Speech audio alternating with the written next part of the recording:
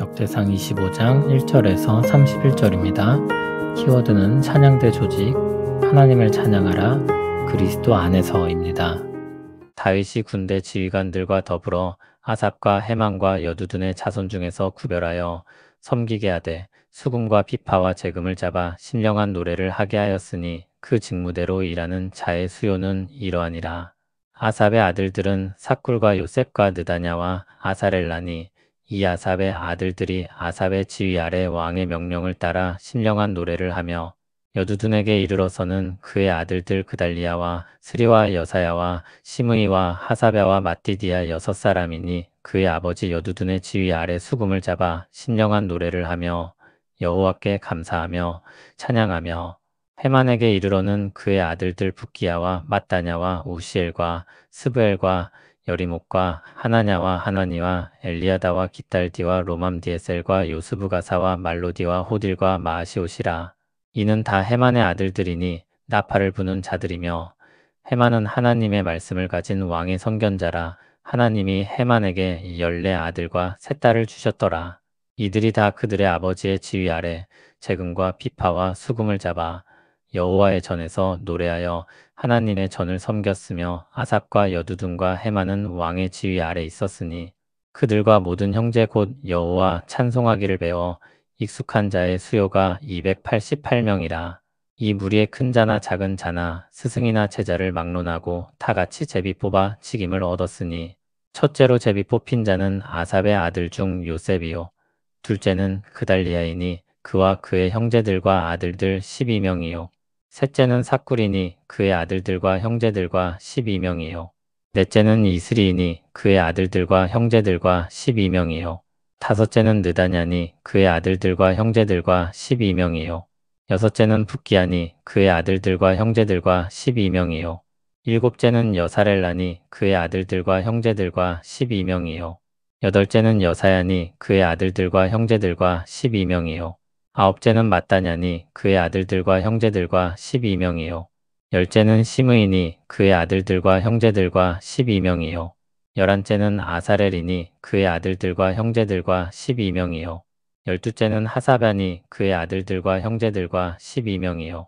열셋째는 수바엘이니 그의 아들들과 형제들과 12명이요 열넷째는 마띠디아니 그의 아들들과 형제들과 12명이요 열다섯째는 여레못이니 그의 아들들과 형제들과 12명이요 열여섯째는 하나냐니 그의 아들들과 형제들과 12명이요 열일곱째는 요스부가사니 그의 아들들과 형제들과 12명이요 열여덟째는 하나니니 그의 아들들과 형제들과 12명이요 열아홉째는 말로디니 그의 아들들과 형제들과 12명이요 스무째는 엘리야다니 그의 아들들과 형제들과 12명이요 스물한째는 호딜이니 그의 아들들과 형제들과 12명이요 스물두째는 깃달디니 그의 아들들과 형제들과 12명이요 스물셋째는 마아시옷이니 그의 아들들과 형제들과 12명이요 스물넷째는 로맘디에셀이니 그의 아들들과 형제들과 12명이었더라. 아멘. 다윗이 군대 지휘관들과 더불어 아삽과 헤만과 여두둔의 자손 중에서 구별하여 찬양하는 사람들로 섬기게 했습니다. 아삽의 아들들과 여두둔의 아들들과 헤만의 아들들은 하나님을 노래하는 자로 부름을 받습니다. 헤만은 하나님의 말씀을 가진 선견자라고 불렀습니다. 역대하를 보면 아삽과 여두둔도 선견자로 불립니다. 하나님의 영에 감동된 신령한 찬송을 통해 하나님의 뜻을 전하고 선포한 것을 의미할 것입니다. 왕의 선견자라고 했으니 왕에게 하나님의 뜻을 전했을 것입니다. 7절부터 찬양대 명단이 나옵니다. 전체 인원은 288명이었습니다. 이번에도 역시 제비를 뽑아 순번을 정했습니다. 큰 자나 작은 자나 스승이나 제자를 막론하고 모두 똑같이 제비를 뽑아 직임을 얻었다고 했습니다. 앞서 나왔던 제사장과 같이 24개조로 조직이 되었습니다. 하나님께서 다윗으로 하여금 약속하신 땅에서 이스라엘을 다스리게 하셨습니다. 다윗은 거기서 성전을 짓기를 열망했고 그에겐 성전을 짓는 준비가 맡겨졌습니다. 다윗은 성전 건축에 대한 대단한 열망을 가지고 있었지만 자신에게 주어진 일에 불만을 갖지 않았습니다. 그리고 자신이 할 수 있는 일에 열과 성을 다합니다. 그는 성전 건축 재료를 준비할 뿐만 아니라 그 성전이 지어지고 나서 섬길 사람들까지 조직해 두었습니다. 다윗이 특별히 신경을 써서 새롭게 만든 조직은 찬양대였습니다. 하나님을 찬양하는 사람이었던 다윗은 온 이스라엘이 하나님을 찬양할 수 있도록 이끕니다. 하나님을 향한 찬양이야말로 하나님 백성의 본분이라고 믿기 때문입니다. 그래서 찬양대를 조직해서 온 이스라엘이 하나님을 찬송하도록 인도하게 하는 것입니다. 이사야서에서는 하나님의 백성의 정체성에 대해 이렇게 말합니다. 내 이름으로 불려지는 모든 자, 곧 내가 내 영광을 위하여 창조한 자를 오게 하라. 그를 내가 지었고 그를 내가 만들었느니라. 이 백성은 내가 나를 위하여 지었나니 나를 찬송하게 하려 함이니라. 하나님의 백성은 하나님을 찬송하기 위해 존재합니다. 하나님의 백성은 기쁨으로 하나님을 찬송합니다. 하나님 백성이 하나님을 찬송할 수 있는 것은 하나님이 그들에게 생명을 주시고 그들을 구속하셨기 때문입니다.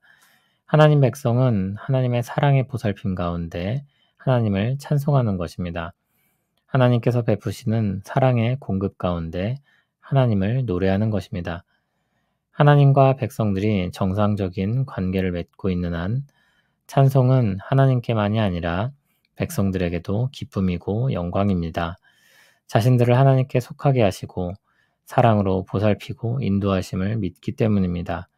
자신을 사랑하는 분을 향한 노래가 어찌하니 기쁠 수 있겠습니까?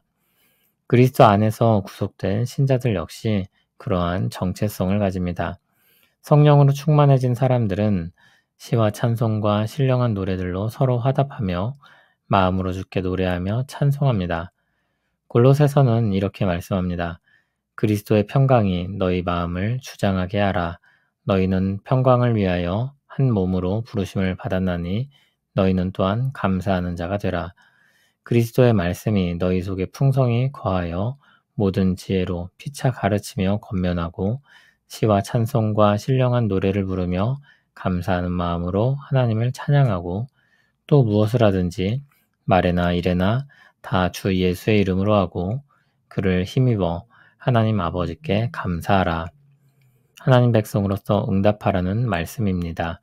그리스도 안에 있는 사람들이라면 하나님께 감사하고 찬양할 것을 교훈하고 있습니다. 그리스도께서 우리 마음을 평안과 기쁨으로 이끄십니다. 그리스도 안에 있는 우리는 하나님과 화목하게 되어 그분의 나라에 속하게 됩니다. 그분의 나라 백성이 되고 사랑받게 됩니다. 구원의 은혜와 사랑의 은혜를 입습니다. 즐거운 일 있으면 저절로 흥얼거리는 콧노래가 나오듯이 하나님께서 우리를 사랑으로 구원하신 일은 우리를 감사의 찬송으로 이끌지 않을 수 없습니다. 그리스도를 바라보고 묵상할수록 우리 마음은 평안의 복을 누리고 하나님을 향한 감사의 찬송으로 나아가게 될 것입니다. 하나님께 찬양을 드리는 일은 구원받은 자의 정체성입니다. 그러므로 우리의 찬송은 기분에 따라 하기도 하고 멈추기도 하는 것이 아닙니다. 하나님에 대한 지식과 감사를 가지고 여전히 우리를 사랑하신 하나님께 영광 돌리는 것입니다. 하나님은 믿음으로 나아가는 우리와 우리의 찬송을 기쁘게 받으십니다. 우리를 구속하시고 사랑으로 돌보시며 하나님의 백성으로 삼아주신 하나님께 감사합니다. 우리는 하나님을 찬양하기 위해 지음받은 존재입니다. 하나님을 아는 지식으로 감사와 기쁨이 넘치게 하시고 날마다 그리스도를 바라보며 평강과 찬송이 넘치게 하옵소서. 삶의 모든 순간 속에서 하나님을 높이고 노래하게 하소서. 주님께 감사하며 찬송하는 가운데 하나님과 더불어 기뻐하게 하시며 힘과 위로를 얻게 하옵소서. 오직 하나님만 영광 받으시옵소서. 예수님 이름으로 기도합니다. 아멘.